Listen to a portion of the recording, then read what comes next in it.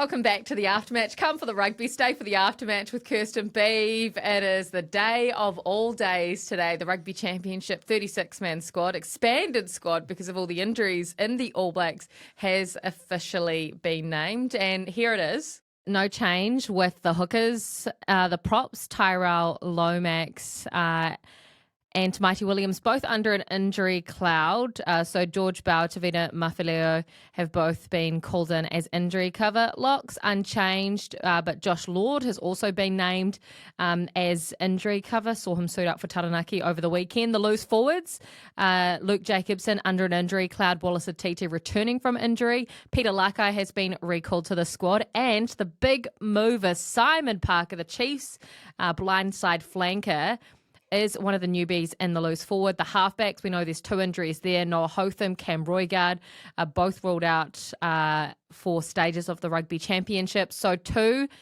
faces. Kyle Preston, for the first time we're seeing in the All Blacks environment, a massive shift from him for the Crusaders this year. And Finlay Christie from the outhouse to the black jersey once again. First five, still Bodie and Damien. The midfielders, 5 have been named, and Rieko Ioane has been named as an outside, not a midfielder. Caleb Clark injured at the moment. Amoni Narawa stays in the squad, not as injury cover this time. But Leroy Carter, the sevens player who's been on the circuit for the last 4 or 5 seasons, won a medal at the Commonwealth Games in Birmingham.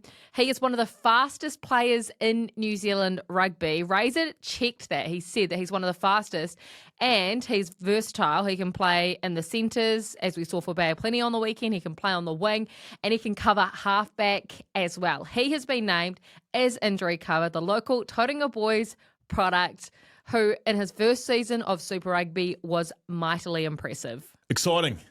So unbelievably fast. Scores tries for fun.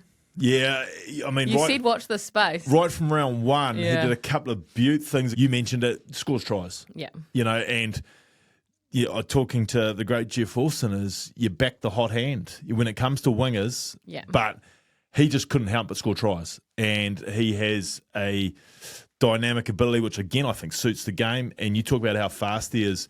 We probably, outside of Rico, don't have anyone that's absolutely rapid. So it'd be good to have somebody else in the squad with that sort of pace. Simon Parker, big mover during Super Rugby. And again, big man, and you were a big fan of him during Super this year. Kept Sammy Penny-Finau on the bench for the Chiefs for the majority of the season, really.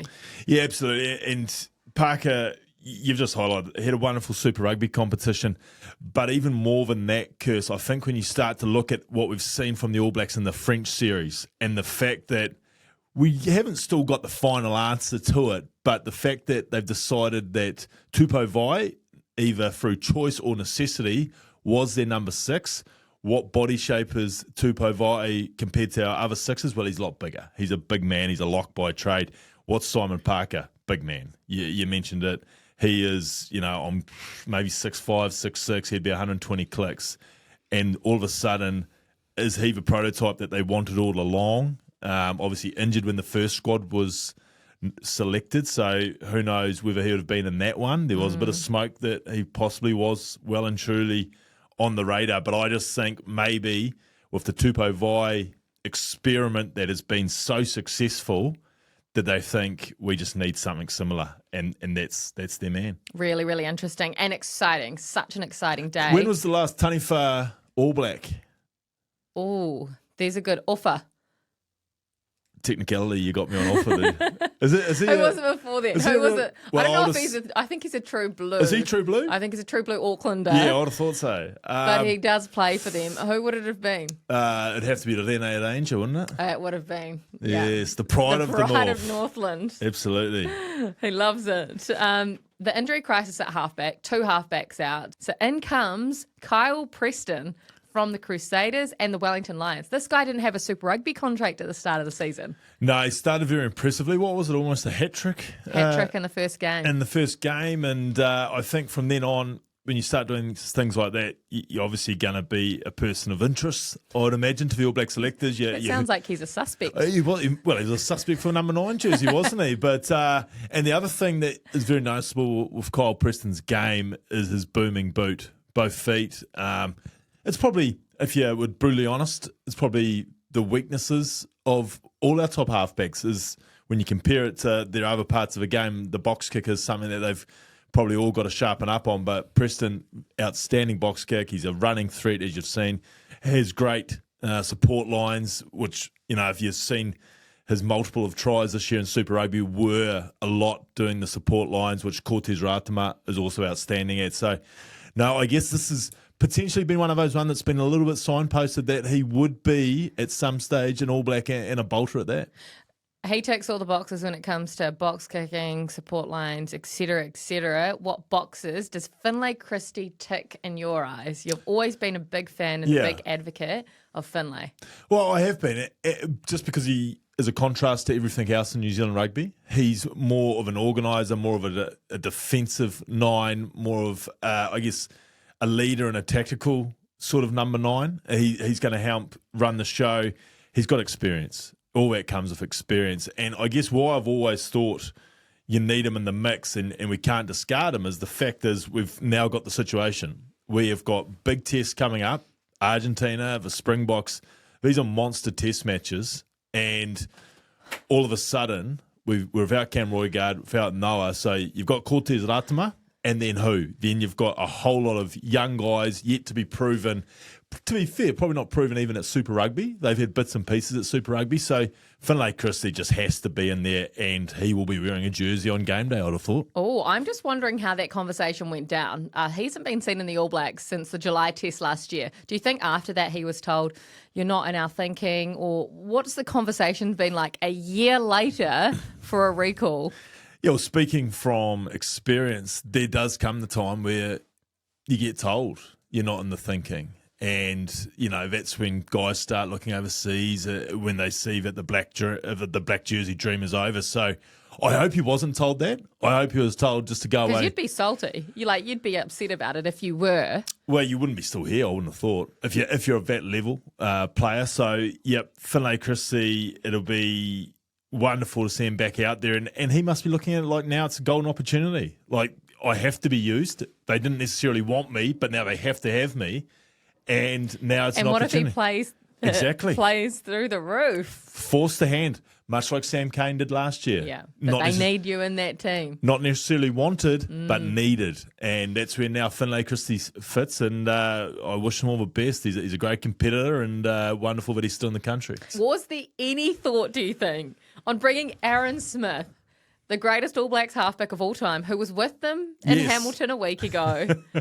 Was there any thought about getting an exemption and bringing this guy in to add a bit of experience? Well, I'd have imagined there was, simply because he was in their face. I'm here. And he was fit as. Did you see him running around at training? You couldn't imagine him never being not fit. He's obviously still playing in Japan at the Toyota Club under Hansen and Foster. Yeah, but some that go to Japan, just let themselves go a bit. Oh, too much karage. I'm not looking at you, Beav. Well, the fried chicken can get you. It's the 7-Eleven. The $7 chicken. I don't know what they do their chicken over there. It's quite good for you, though, apparently. But, yeah, I'm sure in a world where they had open Slava, then Aaron Smith would have been in the conversation. But I guess after all the hoo-ha last year about picking this guy and that guy from overseas, the fact that seems to be resolved and gone quiet, I don't think that could have happened. It wouldn't have been allowed. It wouldn't have been allowed, but certainly Aaron Smith would have come into consideration. There's a crisis. All things being equal. It's not like everyone's available and you're trying to pull a guy in. There's a crisis. Yeah, but it's an opportunity now to blood someone that if this crisis happens again in 2 years' time at the World Cup, then, you've got 4 or 5 halfbacks floating around New Zealand who have played international rugby. Okay, well, that's the squad announcement for the All Blacks, which is exciting because we've got a massive calendar coming up. Of course, the rise to world number 1 continues sitting behind South Africa, but 2 tests against Argentina, 2 against South Africa in New Zealand, and then the back-to-back against Australia there and then back over here. It is going to be big. This was also big last week. The Black Magic iconic Yes. moment. We gave you two moments or two teams. 1996, they beat South Africa in South Africa for the first time on tour, or in the series, I should say. And the 2015 team of greats that won back-to-back World Cups and were basically unbeaten over the course of 3 or 4 years. 4 years, yeah. What did you say? Their winning record was about 93%. It was over 90s. I think they dropped 4 tests or 3 tests between the 2 World Cups. Quite phenomenal. Wonderful engagement. Phenomenal engagement from all of you telling us which team was more iconic. And I reckon, like, looking at this list, Beav, the 2011 to 2015 All Blacks era is the greatest in rugby history. That's coming from Matthew. That's tough to argue with, Matthew. Considering the results, considering the players, considering, as we've said, if there's an all-time 15, who's a big contributor? It's that team. But then you get a message like this from DSS, Triple F, Triple D, SS, Triple 3. I'd say the 95 team would beat them both. Just lost to South Africa in overtime in the finals, with members in the squad sick during the game. One of the most underrated performances in rugby history. Well, that's from GDSS. I'll get lost on it. So 333. You did right. Like, and because it was a World Cup final, because no one remembers who lost, it's only about South Africa and the winning, and then they get a movie with Invictus and Matt Damon and the crew. It is one of the greatest performances considering, and I mean, it's not sour grapes to talk about it, but whatever happened in that days leading up, there were literally the majority of the squad were violently ill. And you could just see in the anthems and the hakas how pale and I guess gaunt a lot of them looked.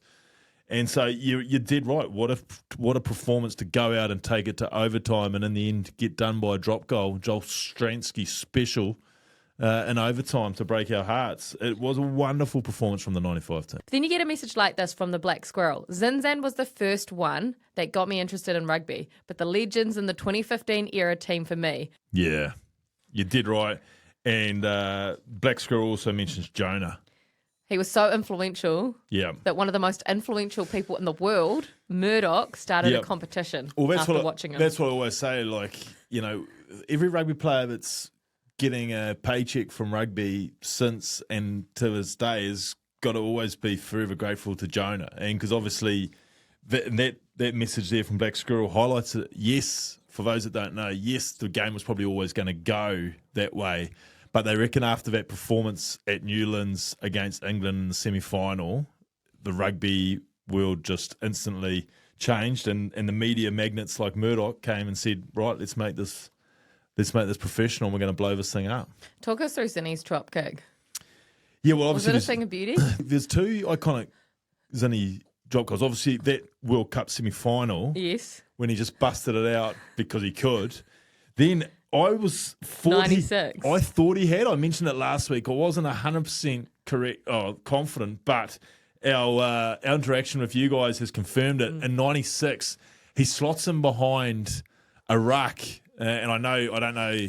I think it might have been Loftus on the right hand side of your screen, and he's just dropped in the pocket. And again, it was from 40 out, bang in front. I think it's fair to say there's probably been no higher skilled number 8/forward to wear the black jersey from a skill level point of view. And I mean, if you remember, if you're as old as me and Kirst very similar age, she just hides it. Back in the day, Auckland used to have these NPC TV ads because they were the big rock stars. Well, Zinzan used to be in the centre of all these ads, spinning balls, kicking balls, and like he was literally the original trick shot sort of guy. Like, I'd love to be able to dig up that ad and show you, Kirst. I'll find it. Yes. I'll find it. I'm sure it's on YouTube somewhere in the archives. Does that mean that he makes your all-time All Blacks team? Well, we haven't picked that yet. But I'm just asking, in his position, does he make it? From what you've just said. Yeah, but in my lifetime, he's going to be beating out Reid, Buck. So he doesn't make it? No, I don't know. I haven't done my analysis on that yet. I'll get back to you when the time comes. Come on, Beav, give us something, a little nugget. I'll tell you what, Carter's a chance. Oh, come on. That's the only nugget I'm going to give you. Oh, you're a joke.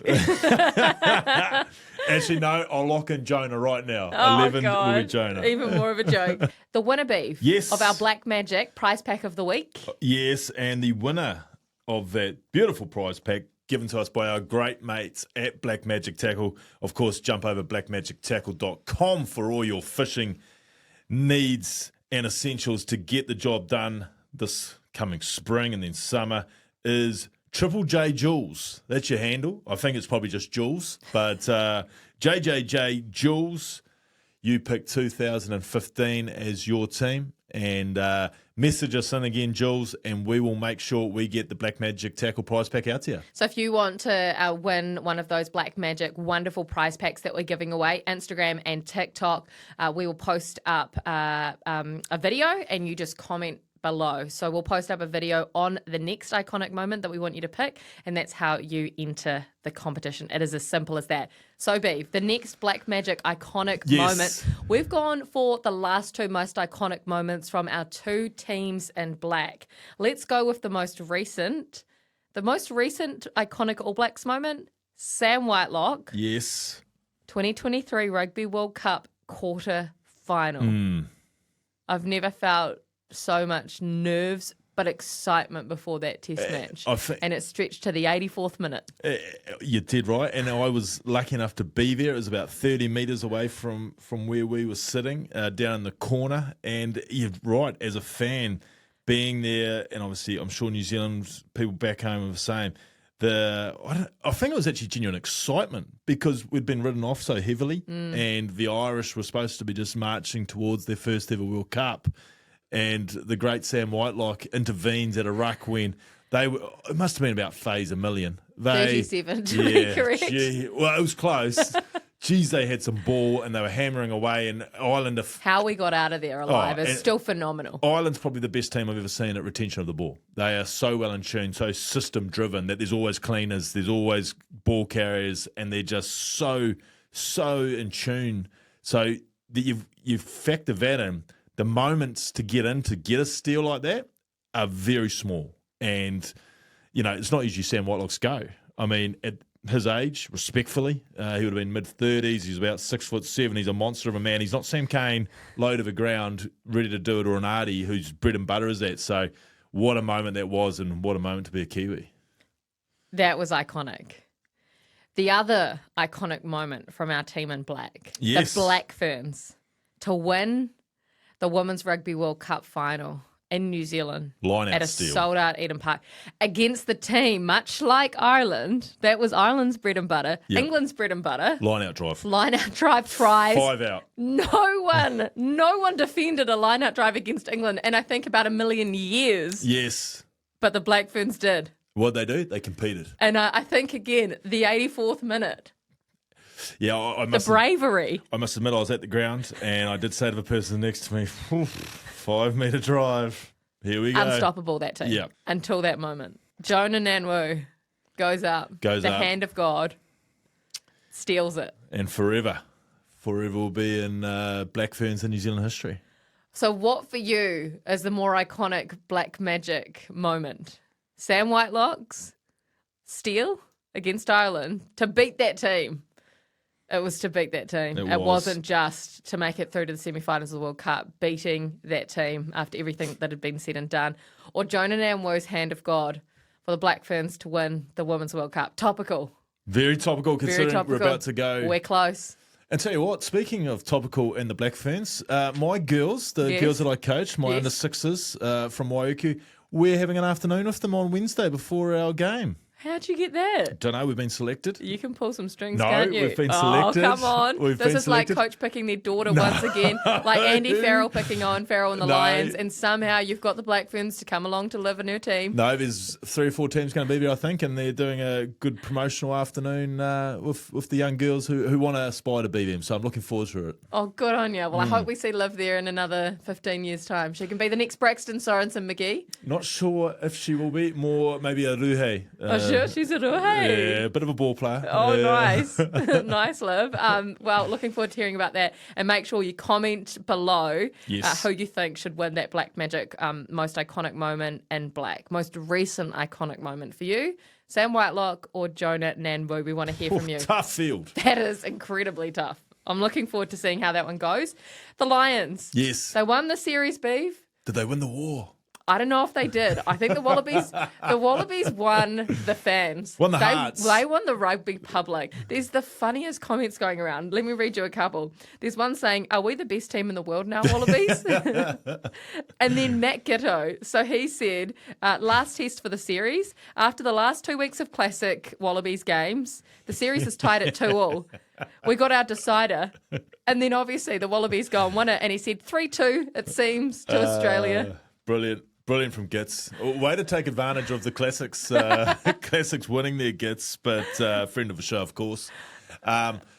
No, what an occasion for the Wallabies. You felt the Wallabies were going to get it done. You just thought after Melbourne and the way the two teams go, like sport at that level, Kirst, there's so much in between the years. And when you think about it, we saw the MCG pictures of the celebrations.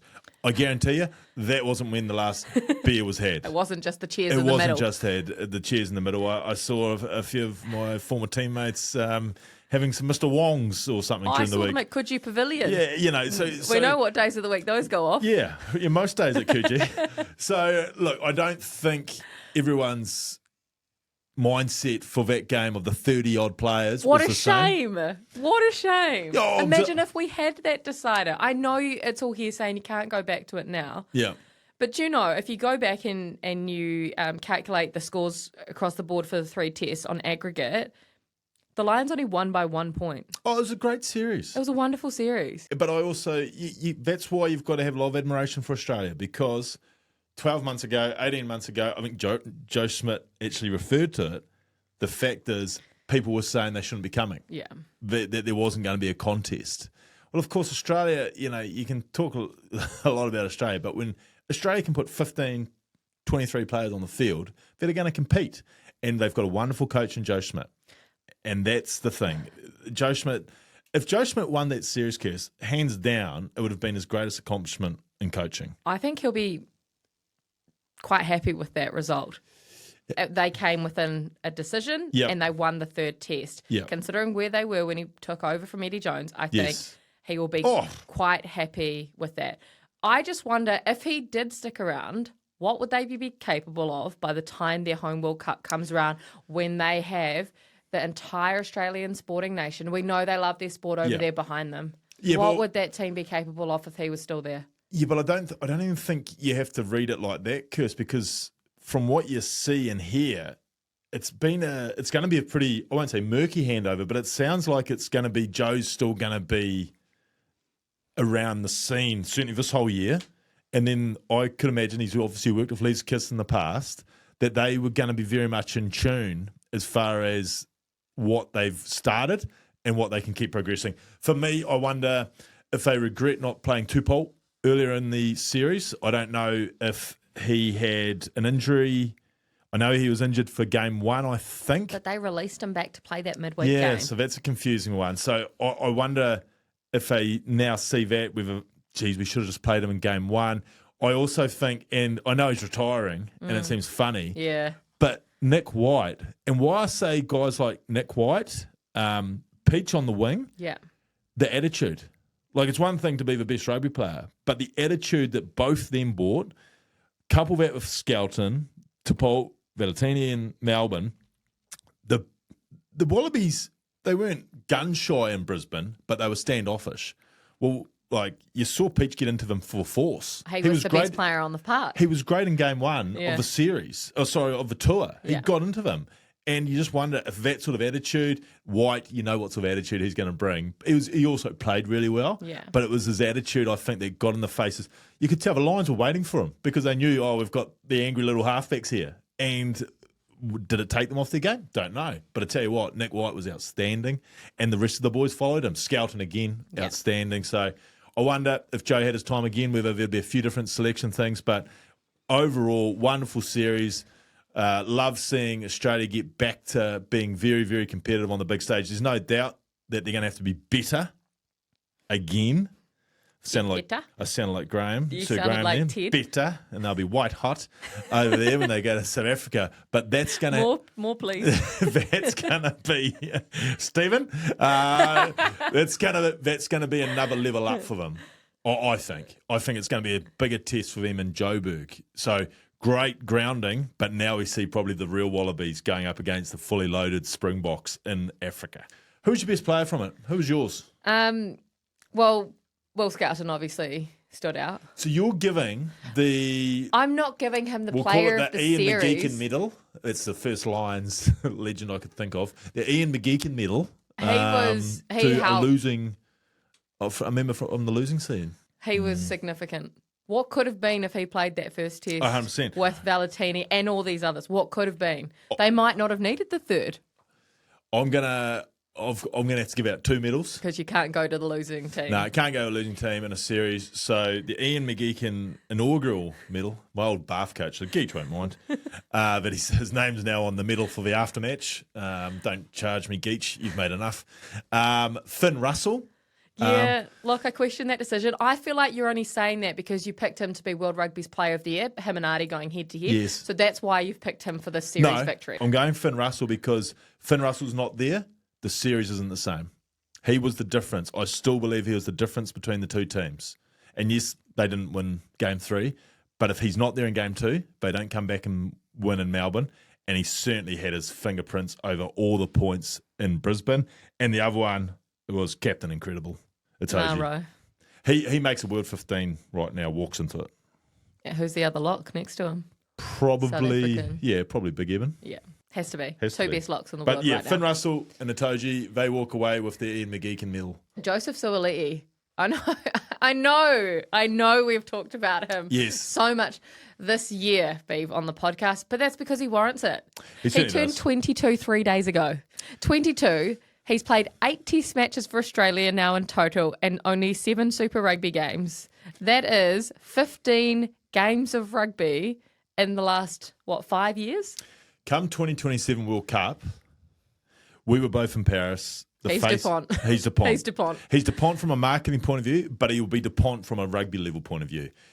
But what did this series show? Like, it showed that, obviously, everything you've just said. He is a super talent. When his couple of moments with the ball, you think about the try that he set up for Wright in in Melbourne. You think about Peach's try, just the little touches. He's got it all. He's not just a runner. He's got the ability to set up the outsides.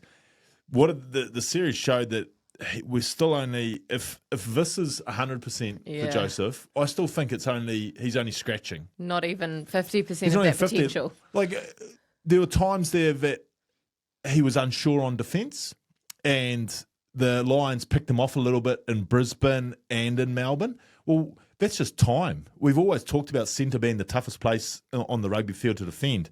Once he gets that sorted and gets more comfortable there, then instantly he goes to there. And there's also the ball in hand. I still think the Wallabies are still learning best way to deal with him. With Ikitau at the moment, you've got Ikitau is playing like another loose forward. Like, he is giving them go forward. He sees static rucks and he unselfishly puts his hand up and takes those carries that no one wants. Ikitau does work for them that no one wants to do. He takes the toughest of carries for the Wallabies. But what I'm saying is, with Suaalii's development, once Ikitau and Suaalii start really forming that partnership, and we can start using Ikitau in a way that's not just a battering ram, that's when the Wallabies will get some real benefit out of both of them, I think, because Ikitau is a really talented, skilled footballer. And if he can start freeing up Joseph Suaalii as a combination even more, then that's a scary prospect. Love seeing that guy. Yeah, Love seeing the growth in him and just his moments. You want to watch the moments that he's involved Absolutely. in. You wait for them because you know that they are coming. NPC is Yes. back, the best competition in the world. It really is. You were shocking with your predictions, by the way. Because it's a great competition. You Counties just can't hiding. pick him. Manawatu, though, you selected Manawatu. That's the only one of the few know. results you got right. And the more I look at Manawatu, the more I think they should go right. What do you mean, all right? No, well, they've won 3 games in the last 3 years. They've already won 1. I think they should win 4 or 5 this year. When Okay. you've got Brett Cameron at 10, Viljoen at 9, Yossé at 8, Yeah. Lau Mapi's running around. You know, there are some quality footballers there. TK's there too. Carden. So there's some quality footballers there. But as I've always said, at this level, a good 10, like a proper 10, should be able to get some results for his team. That's what Brett Cameron is. So Manawatu, not surprising. But I was just really impressed with the endeavour. Teams like Taranaki, we know with Barnesy, very positive coach. They're going to play footy. Yeah, they were good. They look slick there at times. They look slick. And, even Canterbury belted Wellington, Paul Trent. But Canterbury, we forgot about Canterbury. Man, they have got all the Crusaders. When you look at these team sheets going out, people, get along because, my word, there is some depth to some of these promises. Just their loose forward trio, like Cullen Grace, Tom Christie, Braden Nina was in there, Shea Fihak. Like, that team is stacked, that Canterbury side. Yeah, absolutely. But both teams, I really enjoyed the spectacle that was the Canterbury-Wellington game. Both teams had real, again, endeavour to use the ball. Loved what I saw. Obviously, the bias to me, loved what I saw from the Moolus in Auckland going at it. Let's talk about that. 2 10s. But 2 They've got 10s. 2 10s at 10 and 12. One Yes. coming off the bench, one played 80 minutes, but one was the hero. Yes. And won it for Waikato at the death. Did you know about Lima Sapawanga? Where was the heads up on the podcast? Well, I knew Lima had been playing a bit of second division club footy for Eastern Suburbs. But you didn't put 2 and 2 together, Beav. Oh, look, I thought that there was probably a chance, but it's a far cry from the Fields of Flagstaff to the Garden of Eden. But look at what he did. Look at what he did. And again, He was experience. Suoli, one moment. It's brilliant. But brilliant for the competition. I'll tell you what. Who's the guy that came off the bench? The Sevens guy? Cook Savage. Cook Savage, man. For the last couple of years in the NPC, he's had a massive impact for Waikato. Supply Cook Savage. The reason why I'm going grey is because I had a couple of years with him a few years ago trying to teach him how to kick and make good decisions. So, no, Teeps is a hugely talented footballer. Fullback, 10, anywhere in the back line. He's one of these guys. Why does he not have a Super Rugby contract? He's one of these guys, I think, that has so much skill, his imagination sometimes gets ahead of him. And like he sees something and goes, right, I'm going to play it. Sometimes it doesn't execute it. Sometimes it backfires. But he's such a talent. And as I said, he's got so much skills. His imagination on the field is great. And you just hope that he can just nurture that. And yes, he could be someone like a Leroy Carter that comes from the Sevens program and excels at Super Rugby level. He's not a big man. He's small. He is small, but he's got feet, he's got pace, and he's got the skill set, as I said. Back to Lima. Yep. Running around on the fields of Flagstaff, and he got picked up on this $1 deal. That's what everybody's been saying. The $1 deal. What's this $1 deal mean? Oh, Did they literally pay him $1? No, don't worry. You don't have to get the baked beans and tin fruit out for Lima. I'm sure he's... No, it was the mussels from Peckinzade. From Peckinzade. And the hella sausages. But essentially what it means is, and it certainly was in the past, and signed a couple in my time too, is you sign the dollar with your province, and that obviously locks you in to be able to play NPC for them. However, the $1 contract, if something was to pop up elsewhere outside of New Zealand, then that essentially means that you're not being tied to anything and you're probably free to go. That's interesting because probably a lot of people would think, oh, maybe he's back and he's going to play Super Rugby. The Highlanders would love to have him. They would love to have him. Moana Pacifica with his connection to the Pacific Islands, and he played for Samoa at the he did. last Rugby World Cup. Correct. How did he end up at Waikato? What's the relationship there when they already had Aaron Cruden and other 10s as well?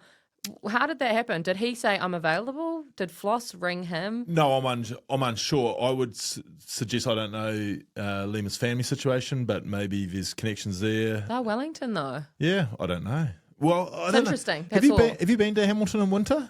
Horrible. It's a lovely place to reside. Oh, it's not Mount Maunganui, Beav. It's a lovely place to reside. So maybe Lima just thought, right, I'm going to go live in Hamilton. So he's gone from the bright lights of Tokyo, is it? To Yeah, he was in Hamilton. Tokyo, The yeah. bright lights of Hamilton.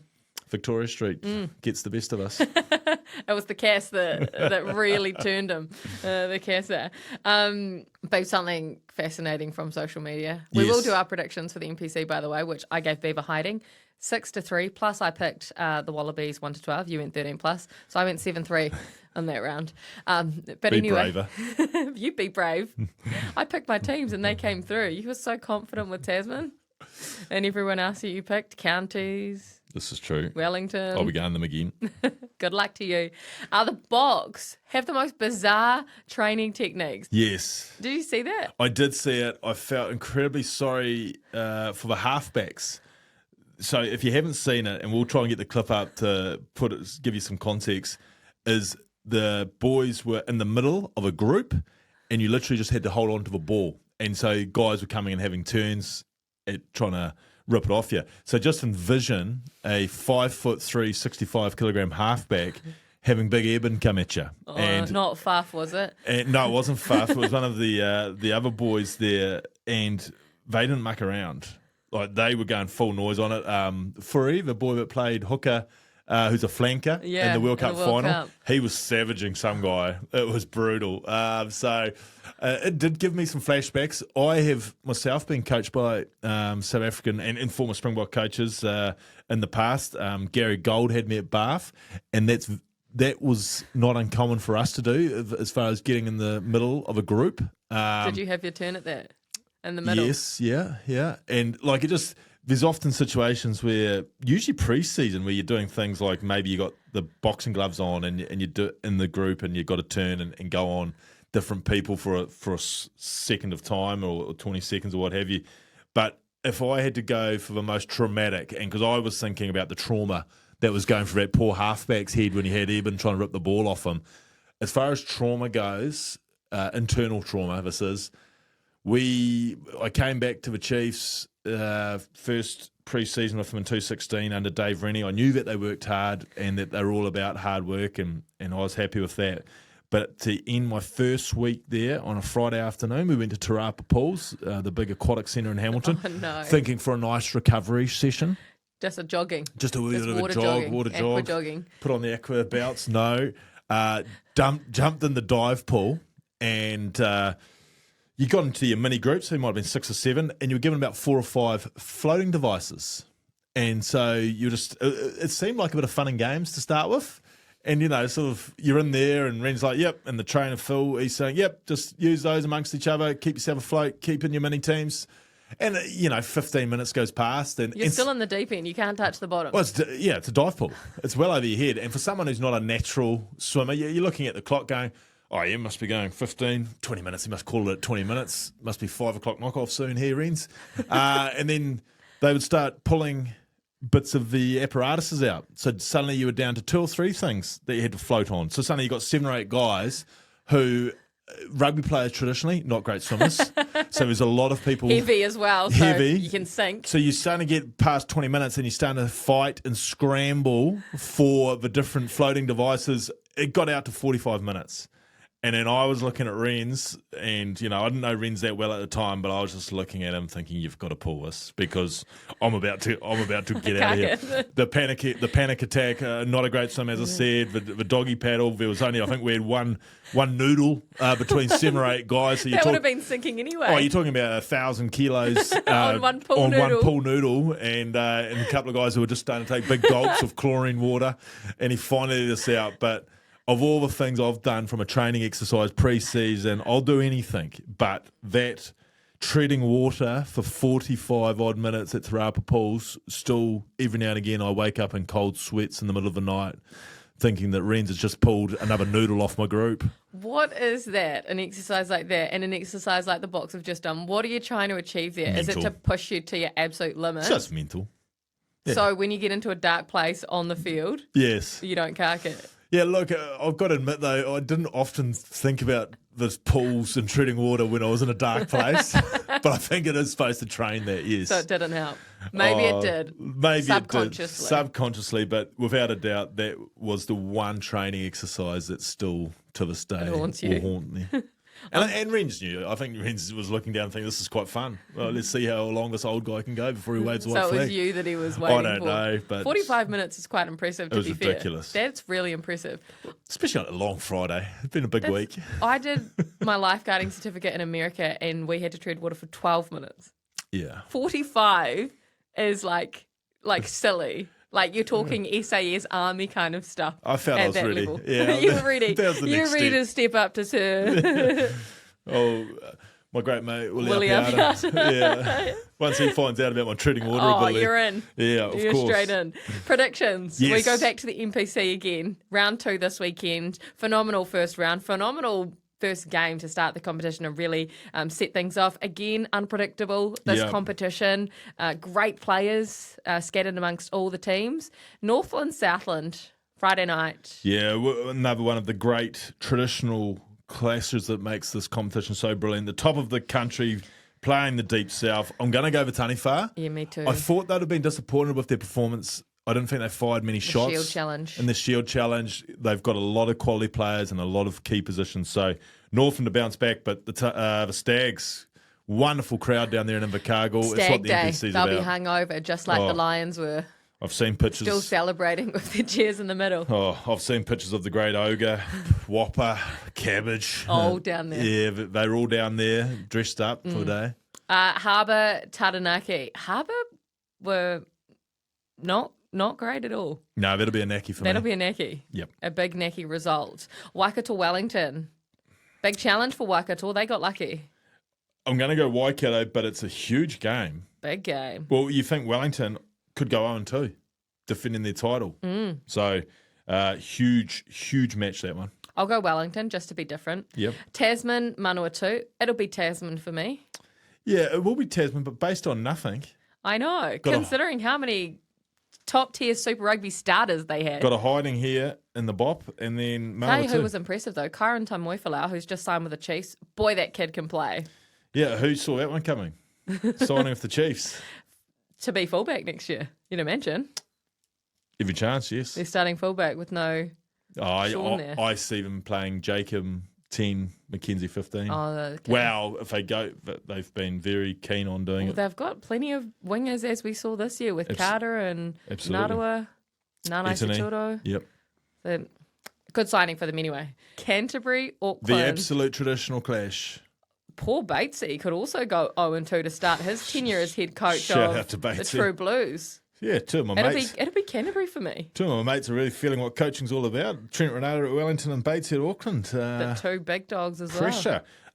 Look, I'm going to send all my good wishes to Batesy, Auckland. Okay, counties are Bay of Plenty. Yes, the battle of the aftermatch. You got to stick with your team at your favourite ground in the world. Yes, that tunnel. The Pookie Stadium will get the Steelers up. Dalton may or may not be there. Hoskins will be there. Yep, counties for me to beat an overconfident Bop after hearing Kirst Stanway say the title's theirs. Counties, Bay of Plenty at 2:00 on a Sunday. Bay of Plenty's game. That is Bay of Plenty. Otago, Hawke's Bay. Late afternoon on Sunday. I was impressed with Hawke's Bay. Yeah, they're good. I'm going Hawke's Bay. Yeah, me too. So we differ twice. There you go. Enjoy the NPC. And enjoy your fishing if you get a chance. Use your Black Magic tackle gear and go win on the water.